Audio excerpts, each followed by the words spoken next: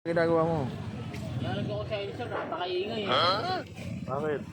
Iniingay eh. Kasi maingay eh. Ba? Oo. Ayan.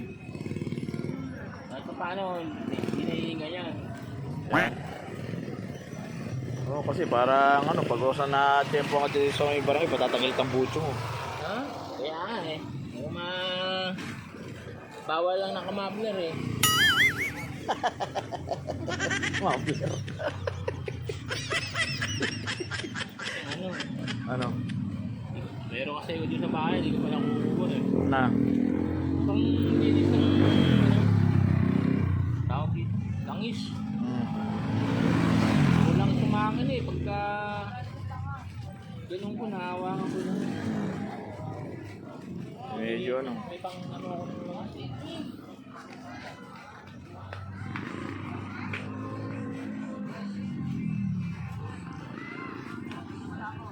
Nalagyan ko rin ng takip tong ano eh, kulo. oo, nalagyan. Walang ano eh, walang ano eh. Ano ng ulan eh. Basta mababasa yung tangke eh. Oo nga eh. Hindi na ano kasi. Diba?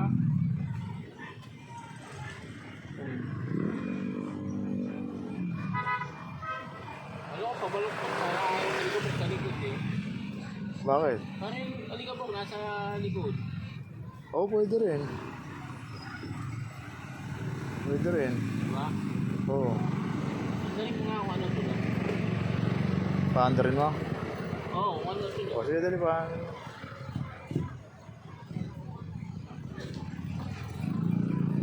Papaandarin ko lang yung ano, para malaman ko ito.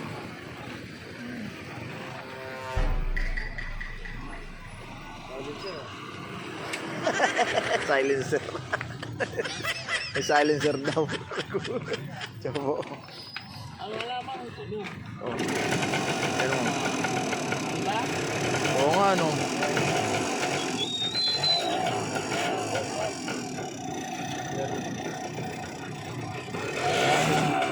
Oo nga. May ilaw eh. May ilaw. Nakailaw. Oo nga, kundi yan. Ayan, wala na. O, meron pa rin, ayun.